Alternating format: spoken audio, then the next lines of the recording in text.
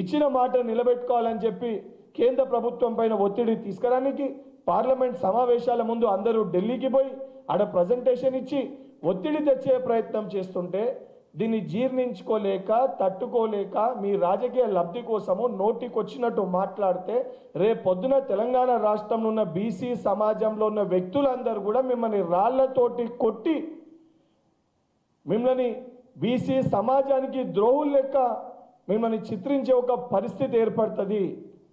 కల్వకుంట్ల కవిత గారు, ఇప్పటికన్నా మీరు కన్ఫ్యూజన్ మోడ్ వీడి నిజంగా మీకు బాధ్యత చిత్తశుద్ధి ఉంటే మళ్ళీ మీకు చెప్తున్నా, దుబాయ్ శేఖర్ ఎవరైతే ఫ్లైట్ మోడ్లో ఉన్నాడో మీ నాయన అలియాస్ కె చంద్రశేఖరరావు గారు, దుబాయ్ శేఖర్ గారిని వెళ్ళి ఫ్లైట్ మోడ్లోకి వెళ్ళి పబ్లిక్ మోడ్లోకి తీసుకొని వచ్చి ఈ విషయం పైన తెలంగాణ రాష్ట్ర ప్రధాన ప్రతిపక్ష నాయకునిగా తన బాధ్యతని తనకి గుర్తు చేసి మీ అన్నకి మీ బావకి మధ్యలో ఉన్న అంతర్గత కొట్లాటల్ని పక్కన పెట్టి ఈ విషయం పట్ల బీఆర్ఎస్ పార్టీ యొక్క చిత్తశుద్ధిని నిరూపించుకోవాలని చెప్పి నేను మీకు సవాల్ చేస్తున్నా.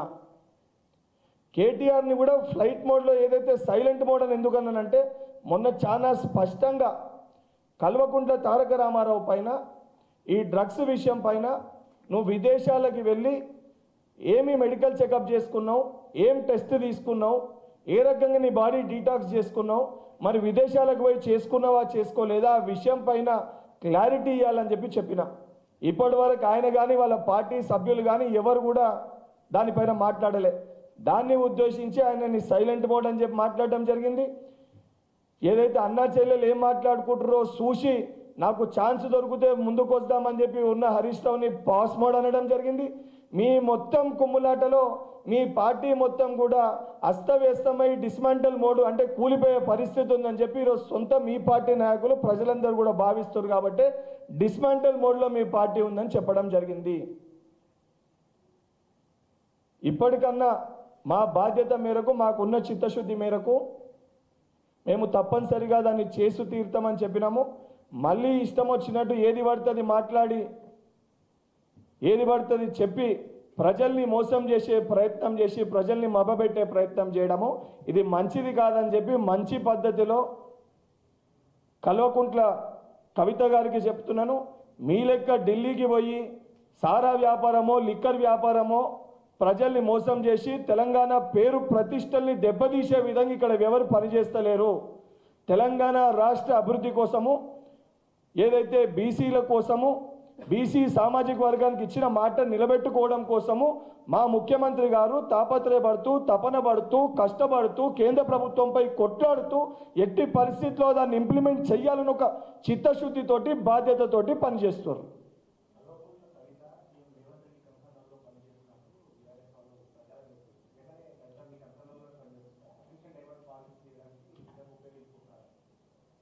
బీఆర్ఎస్ పార్టీ నాయకులు ఏదన్నా ఆరోపించే ముందు నిజంగా కవిత గారు వారి పార్టీ కంట్రోల్లో లేకపోతే గతంలో ఎంతోమంది నాయకులని వాళ్ళ పార్టీలకు వెళ్ళి సస్పెండ్ చేశారు.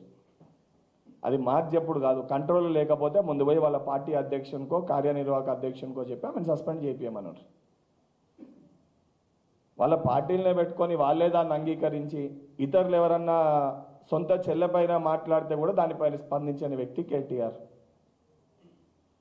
సొంత చెల్లెనే కాపాడుకోలేనోడు, సొంత చెల్లిపైన మాట్లాడితేనే స్పందించలేనోడు తెలంగాణ ప్రజల్ని ఏం కాపాడుకుంటాడు, తెలంగాణ ప్రజల సమస్యలపైన ఏం మాట్లాడతాడు? కవిత గారు ఏదైనా విషయం పైన సానుకూలంగా మాట్లాడి స్వాగతించినప్పుడు తను స్వాగతించిన విషయాన్ని మేము కూడా స్వాగతించినాం. కానీ మళ్ళీ వాళ్ళ కుటుంబంలో అంతర్గత కొట్టాడ కోసము ద్వంద్వ వైఖరి ప్రదర్శిస్తే అది మంచిది కాదని చెప్పి చెప్పడం జరుగుతుంది.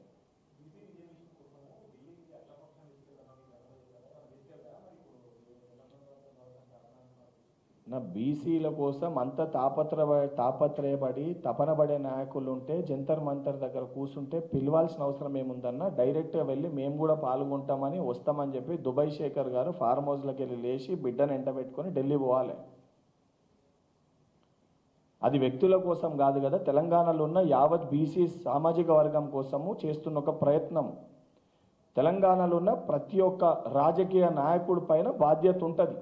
పిలిచినా పిలవకపోయినా దాంట్లో పాల్గొని మేము కూడా మీకు సానుకూలంగా మీకోసం మేము కూడా మద్దతు ఇచ్చినామని చెప్పుకోకపోతే రేపొద్దున స్థానిక సంస్థ ఎన్నికల్లో రాని వ్యక్తులు పాల్గొనే వ్యక్తులకి ఇక్కడ ప్రజలు బీసీ సామాజిక వర్గంలో ఉన్న ప్రజలు అందరూ తగిన గుణపాఠం వాళ్ళకి చెప్తారు.